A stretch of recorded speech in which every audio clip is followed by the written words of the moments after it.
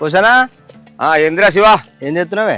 ఏం లేదు బర్రకు గడ్డి వేసిన సత్తిగాడి దిగపోయిన సంగతి తెరికైనా అదే దింకపోయిండు. మరి దింగపీకింది కాదే నామినేషన్ ఎత్తాను వరకు 60,000 ఉన్నది గర్పట్టి నల్ల బిల్లు. ఎప్పుడు పోయిండు వాడు? నామినేషన్ వేసినాడు అంచెలు అంటే గోడ మీద దింగపీకిండు 60,000 కట్టలేక. మన తాతల నాడు నేను భరత్ని ఇన్నే ఉంటే నాకేం కప్పాయింది కానీ ఇప్పుడు అయ్యేదాకా అయ్యో వానికి పైసలు ఇచ్చారు కాదే. ఆ సుధాకర్ గాంతాడు 20,000 తెచ్చిండు, ఇంకో మలిగాంతాడు 50,000 తెచ్చిండు. 2 రోజులకు డబ్బులు ఇస్తా అని చెప్పిండట. ఆ నామినేషన్ వేసి బెదిరించేవంతాడు పైసలు తీసుకొని. అంత వాడు గర్పట్టి 60,000 ఏడ్చాడు అంచెలు అంటే దింగపీకిండు. వాళ్ళు దొరికితే పోరాళ్ళు చూస్తారు. 2-3 తీసుకుపోయాడు పైసలు. వాడు ఎంత వాడు కులం కట్టాడని అన్న వద్దు మనకు లేని బాధ అయితే వాడు మనం కట్టిగిట్ట కడితే మాత్రం చెప్పులు మీద వేసుకోవద్దు. మన ఊళ్ళో ఎంత ఇచ్చేది కచ్చినా వాడు పెద్ద బద్మాష్ వాడు పోయి వచ్చి ఆ రోజు మనం నమ్మినావా? నమ్మలేదు, అందుకే చెప్పలేదు. నీ బాధ నువ్వు వర్రమ్మా కులానికి ఎందుకు కట్టగడుతున్నావు అనలేదా? అమ్మతోడు ఎంత మోసం చేసి ఇంకా వీళ్ళెట్టిచ్చిరా నాకు అర్థం కాదు. 7 రోజులు చూసి ముంచిండు అదే వాడు. సర్పంచ్ అవుతాడు కదా, డబ్బులు వస్తాయి 3 రోజులకే డబ్బులు వస్తాయి అని ఆశపడ్డారు.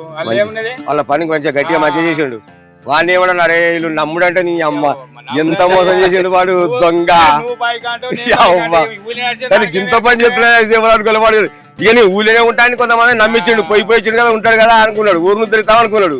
చల్ నీ అక్క వాడు ఎంత పని చేసిండు రా.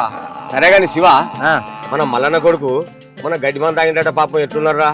ఫస్ట్ 2-3 దవాఖాలు నింపితే బతకరని చెప్పిరట్నే లాస్ట్ కు నెరేడ్ మెట్ల సన్ఫ్లవర్ హాస్పిటల్ వేసిర్రు. మంచిగానే అయ్యండి ఇప్పుడైతే పోరాడు. ఇంకో 2-3 రోజులు అయితే డిశ్చార్జ్ కూడా అవుతాడు.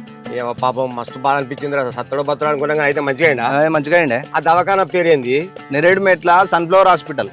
అరే నాకు ఇగో నడుమంతా గుంజుతుంది రా. ఒకటే గుంజుడు ఇగో బరదా సదురుదామంటే ఈ పెండ వంగి పెండ చేస్తలేదు మన లేదు. ఒకటే నొప్పి 5-6 నెలలు అయిపోయింది. ఆ సన్ఫ్లవర్ హాస్పిటల్ స్పైనల్ కార్డే స్పెషలిస్ట్ డాక్టర్లు ఉంటారు. వెన్నుపూసదు మెడ నరాలు చేస్తారు. అట్లా మనం చూసినట్టు ఉంటది. దవాఖాన పోయి చూపించుకొచ్చుకో 2 పనులు అయితే.